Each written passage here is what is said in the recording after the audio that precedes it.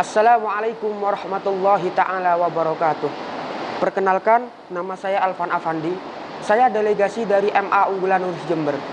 Pada kesempatan kali ini, saya akan membaca sekaligus menjelaskan mengenai golongan-golongan yang berhak menerima zakat.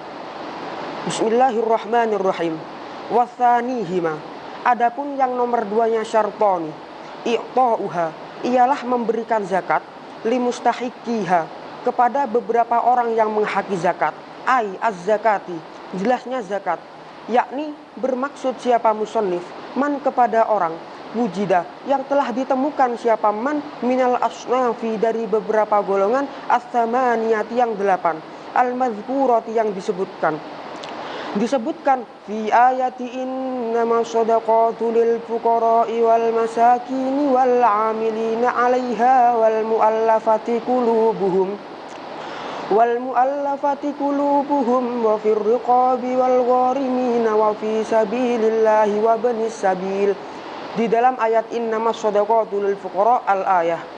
Innamas shadaqatu, hanya saja adapun beberapa zakat, lil fuqara'i, ialah tetap bagi beberapa orang fakir, wal masakini, dan beberapa orang miskin, wal amilina, dan beberapa amil, 'alaiha, atas sedekah, wal muallafati, dan yang diluluhkan apa, qulubuhum, beberapa hatinya kaum, wa fir riqabi, dan di dalam beberapa hamba sahaya, wal gharimina, dan beberapa orang yang punya hutang, wa fi sabilillahi, dan di dalam orang yang berjihad di jalan Allah, wa bni sabili, dan orang yang ada di dalam perjalanan.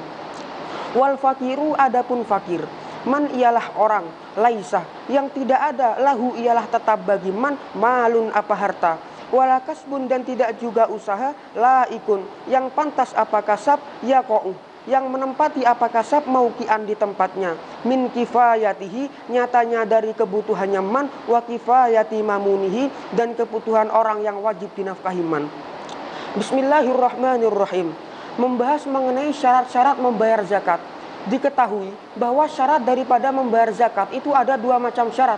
Yang pertama adalah niat, sebagaimana yang telah disinggung di dalam ibarah sebelumnya. Adapun syarat yang nomor dua adalah memberikan zakat kepada orang-orang yang berhak menerima zakat, yang orang tersebut ditemukan di salah satu daripada 8 golongan yang ada di dalam Quran surat At-Taubah ayat 60 yang telah disebutkan tadi, bahwa orang-orang yang berhak menerima zakat itu terdiri atas 8 macam golongan. Yang pertama adalah lil fuqara, atau orang-orang fakir. Di sini al-fuqara didefinisikan sebagai orang yang tidak mempunyai harta dan usaha. Bisa mempunyai usaha, akan tetapi usaha tersebut tidak bisa dikatakan pantas, sehingga orang tersebut tidak bisa memenuhi kebutuhannya dan tidak bisa memenuhi kebutuhan orang yang wajib untuk dinafkahinya. Firqah atau golongan yang kedua adalah al-masakin, atau orang-orang miskin. Di sini orang miskin atau masakin didefinisikan dengan orang yang mampu untuk mendapatkan harta dan usaha, akan tetapi usahanya tersebut dan hartanya masih belum bisa dikatakan memenuhi 100% kebutuhannya orang tersebut. Dan ini ditaswirkan atau digambarkan atau diibaratkan dengan orang yang membutuhkan 10 dirham, akan tetapi yang dipunyainya hanya 8 dirham. Golongan yang ketiga adalah al-amilin, atau orang-orang yang disuruh oleh imam untuk mengelola zakat.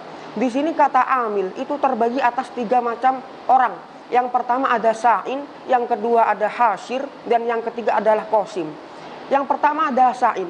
Sa'in adalah orang yang membagikan zakat kepada orang yang mengambil zakat dari muzakki. Itu adalah sa'in. Yang kedua ada qasim. Qasim adalah orang yang memberikan zakat terhadap mustahik zakat. Dan yang ketiga adalah hasir.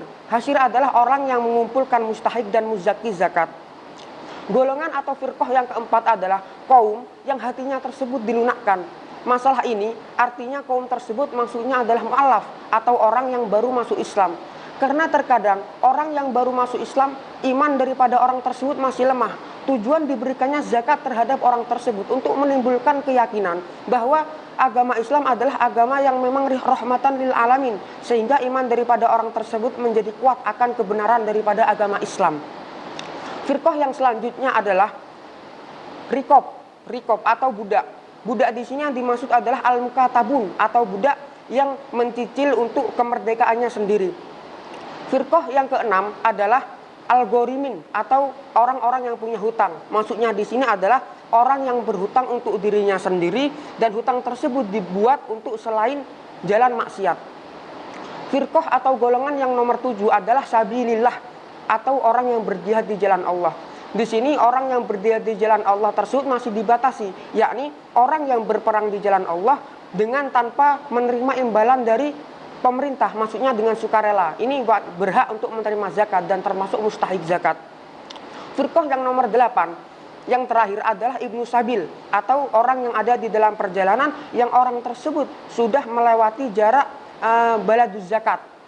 Jadi itulah 8 golongan yang wajib atau berhak menerima zakat atau biasa kita istilahkan dengan mustahik zakat. Di sini di dalam problematika nahwu saya akan mengambil lafaz-lafaz yang biasa iskal. Lafaz yang pertama adalah lafaz innama shadaqatu lil fuqara. Lafaz as-shadaqatu lil fuqara ini menjadi susunan jumlah ismiyah secara utuh. Padahal dapat diketahui di sebelumnya ada lafaz inna yang bisa atau inna amil nawasih yang bisa merusak pengamalan dari mubtada dan khobar. Pada problematika ini di dalam kitab Mu'jam Mufassal fil i'rab dijelaskan, ketika ada inna amil nawasih yang semula mempunyai pengamalan tansibul isma wa tarfaul khobar, kemudian inna tersebut bersambung dengan adanya makafah anil amal, yang makafah di sini bisa menafikan atau mentiadakan pengamalan daripada inna. Jadi pengamalan dari inna itu hancur seketika. Dan lafaz inama ini akrab disebut dengan konsep adatul hasyr. Adapun jumlah ismiyah setelahnya yang pada asalnya itu seharusnya mubtada dijadikan isimnya inna dan khobar dijadikan khobarnya inna. Karena pengamalan dari inna tadi sudah ternafikan oleh adanya makafah, maka susunan mubtada dan khobar tetap menjadi suatu kesempurnaan yang tidak akan pernah bisa dipisahkan. Nadamnya ada di dalam Nadam Alfiyah Ibnu Malik babu inna wa khawatiha bait ke-187. Bismillahirrahmanirrahim. Wa waslu bidil hurufi mubtilu i'maluha wa qad yubaqal amalu. Lafaz iskal yang nomor 2 adalah lafaz laikun. Laikun di sini bersigot isim fa'il. Akan tetapi isim fa'il di sini bisa berpengamalan sebagaimana fi'il, bisa membutuhkan fa'il. Untuk hal ini jelas diperbolehkan karena isim fa'il di sini termasuk al-amilah amalan fi'li dan juga termasuk jajaran isim sifat yang 9. Jadi boleh berpengamalan sebagai non fi'il, mempunyai fa'il, bahkan boleh mempunyai maf'ul. Sebagaimana yang ada di dalam Alfiyah Ibnu Malik bab isim fa'il bait ke-428. Bismillahirrahmanirrahim. Ka fi'lihi ismun fa'ilin fil amali in kana an mudihi bi ma'zali. Sekian dari saya, kurang lebihnya mohon maaf. Wassalamualaikum warahmatullahi taala wabarakatuh.